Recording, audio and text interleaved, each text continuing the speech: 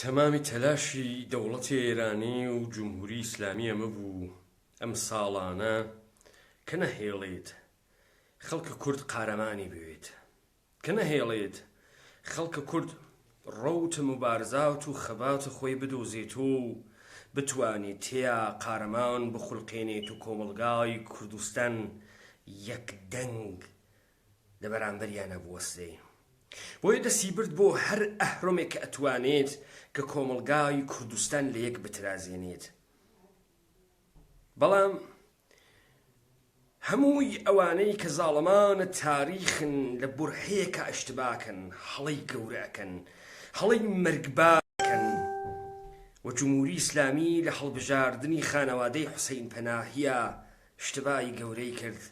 کە کوردستانیان بوژاند و کە شۆڕشیان بوژاند و دانە بە دانەی حوسەین پەناهیەکان و ئەمڕۆمان بە خوێنی نیشتمانی حوسەین پەناهی ئاودرا. ئەو باش ئەزانێت لە هەموو کۆمەڵگایەکە عیدەیەکی زۆر کەم قارەمانی تایە وما بەقیەی خەڵک بە عشقی قارەمانەوە بە خۆشەویستی قارەمانەوە ئەژین و تەمامی ئەوانەی کە ئیمڕۆ دەستیان لە بینەقاقای بنەماڵەی حوسەین پەناهی و دەستیان لە قیام و لە شۆڕشی میلەتی کورد بوو ئەمڕۆ لە نێو دڵی خۆیانە و لە خەڵوەتی خۆیانە ئەترسن لە ناوی حوسەین پەناهیەکان، لە ناوی ڕامین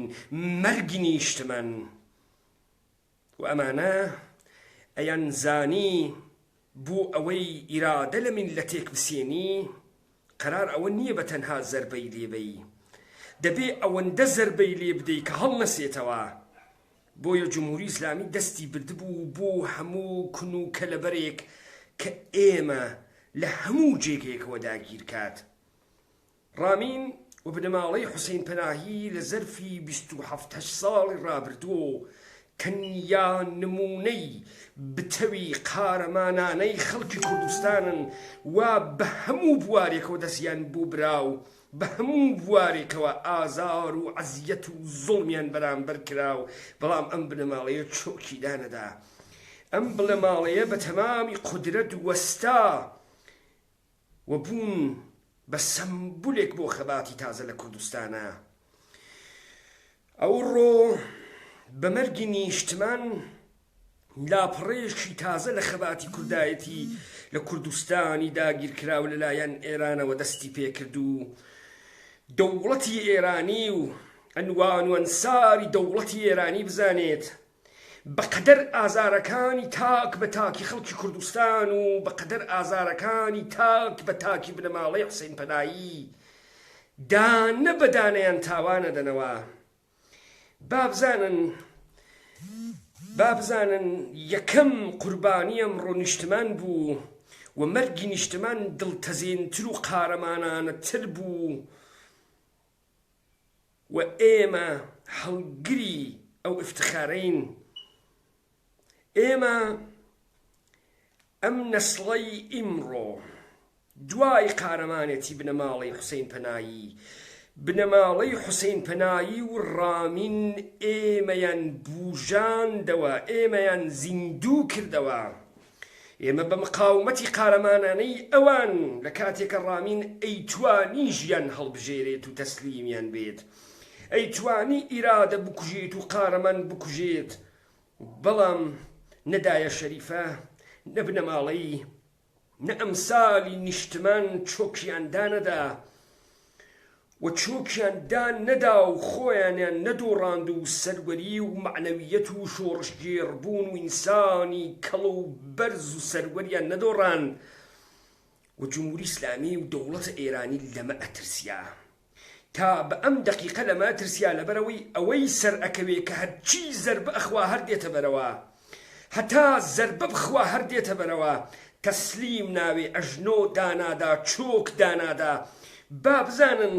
بنەماڵەی حوسەین پەناهی ئیمڕۆ تەحسینی دانە بە دانەی خەڵکی کوردستانی لە ناو دڵیانە هەڵسانگە و هەڵگریساندگە و هەر کەسێک بووگە بە هاو سوز و هاو دەرد و هاو خەمیان و ئەوانەی ئیمڕۆ ئەلەرزن لە مەرگی لە ئازارەکانی بنەماڵەی حوسێن پەناهی ئەوانن وە دەستیان لە خوێنی خانەوادەی حوسێن پەناهی ئەو هاوکارانە داگیرکەرە کوردستان بوون لە شکاندنە ئێرادەی ئەم خانەوادە و لە پەرپەرکردن ژیانە تاک بە تاکە مناڵەکان ئەم خانەوادە. با بزانن ئەوانە خەڵکی کوردستان لە هیچ کام لەوانە نابوێرێ و با بزانن پێش لەوەی کفنەکەی نیشتمان وشک بێتەوە کفنی دانە بەدانەی ئەوان تەڕ ئەبێ و ئەمە خەڵکی کوردستان وەڵامیان ئەداتەوە و جمهوری ئیسلامی بزانێت ئەم جیلە و ئەم خەباتە تازە ئەزانێ چۆن دەست بۆشێنێت. ناڕوا لە شاخەکانی کوردستانەوە پەلاماری بەسیجیەکە با بەڵام یەک نەفەر لە سەرانی ئێوە یەک نەفەر لە دەستگاها و مؤسساتی ئەعمالی سولتەی ئێوە لە کوردستانە ناتوانێت لە کوردستانە جارێکی تر ئازادانە بگەڕێت، ناتوانێت ئازادانە قاچخاتە سەر عەرزی کوردستان و بەسەر خەڵکی کوردستانەوە فەرمان بڕانێ. با بزانن خەڵکی کوردستان ئەمانە گەرەکیان بوو لە ڕۆڵە ترازیا و قارەمان و شۆڕشگێڕەکان و کورد مجرم دروستکەن بە هاوکاری فعالینی دەرەجە ئەوەڵ و حەڵقەی ئەوەڵی جامعەی مەدەنی گەرەکیان بوو ڕۆڵەی ئینقلابی ئەم کوردستانە بکەن بە مجرم بە یاخی حکوومەتی. بەڵام لەسەر کەیسی ڕامین هەموو شتێک گۆڕا و ڕامین و بنەماڵەی حوسێن پەناهی دایە شەریفە نیشتمانی جوانە مەرگم ئیمڕۆ قارەمانانێکن کە قارەمانیان هاوردەوە و ئەوەشی ئیمڕۆ خۆی ناوێرێت، ئەوەیشی ئیمڕۆ لە کوردستانە گیان خۆشەویستە، ئەوەیشی ئیمڕۆ لە کوردستانە بوێری لە وجودیان نەماگە بنەماڵەی حوسێن پەناهی لە خەڵوەتی خۆیان تەحسین نەکا، ئەوەیشی ئیمڕۆ بووگە بە پیسکە و عادەتی کردگە بە تەجاوزی ئێوە لە ناو دڵی خۆیان حەسرەتی مەردبوون و ئینسانبوون و قارەمان بوون و ژنی ئەستوور بوونی وەکو نیشتمانیان لە دڵا هەڵ ئەگیرسێت و ئێوە لە محاسباتێکە کردتان هەڵەتان کرد. تا بە ئەم دەقیقە بنەماڵەی حوسێن پەناهی بوون بە هەوێنی ئاگری شۆڕشێکی تازە لەم کوردستانەوە. ئێمە دانە بەدانە گوڵبژێرتانەکەین، ئێمە دانە بەدانە گوڵبژێرتانەکەین، ئێمە لە قەلب ئەدەین، لە مووی ڕەگ نادەین، بە ئەژنۆتان دێرین ئەم جارە و ئێمە سابەتی ئەکەین داگیرکرد لەسەر خاکی کوردستانە دەرئەکەین. خەڵکی کوردستان ئەوانە تەنوا هەنووز وجدانی بەشەریتان ماگە،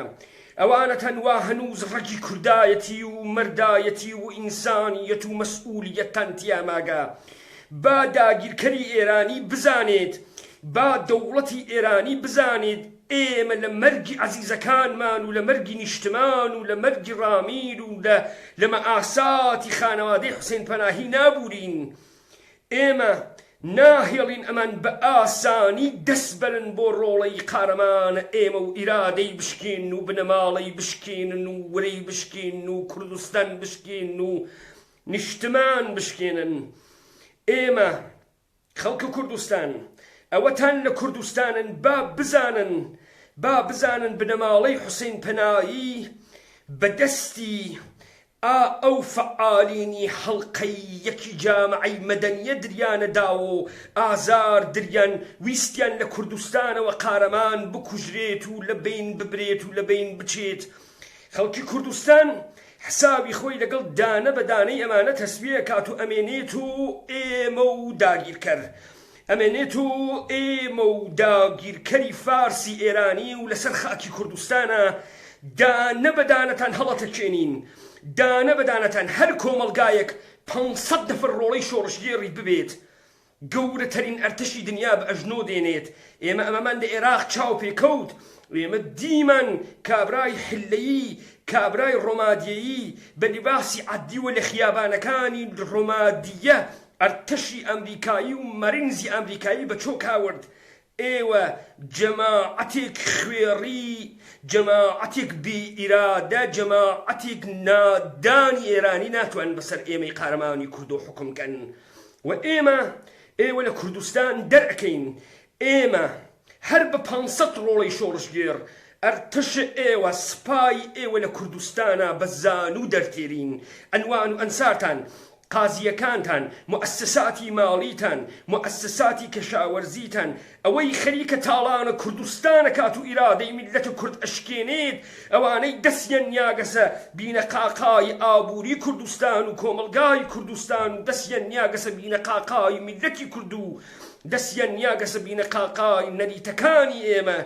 با بزانن یەکیان دەرناچێ بە دەستمانەوە و ئەمە پەیامی ئەم نەسڵەیە بەرامبەر بەدانە بەدانەی ئەوانە و بزانێت ئەگەر دوای مەرگی نیشتمان ڕامی نیشمان بڕوات مطمئین بن ئێوە دەستان پێ کرد و ئێمە ناهێڵین تەواو بێت و ئێمە تەواوی یەکەین مطمئین بن ئەوانەی کە دەستان خستە خوێنی ئەمانە و دەستان خستە نیشتمان و دەستان خستە وڵات و دەستان خستە کوردستان و دەستان خستە بینە قاقای ڕۆڵە شۆڕژگێڕەکانی ئەم سەرزەمینە با بزانن ئەوە بازیەکە ئێوە دەستان پێ کرد و ئێمە نایەڵین تەواو بێت دانە بەدانەی ئێوە دەبێ پاسخ بن دانە بەدانەی ئێوە دەبێت تاوانی بدەن و بزانن خەڵکە کوردستان نایەڵێ کەفەنەکەی نیشتمان وشک بێتەوە کەفەنی دانە بەدانەی ئێوە تەڕەکات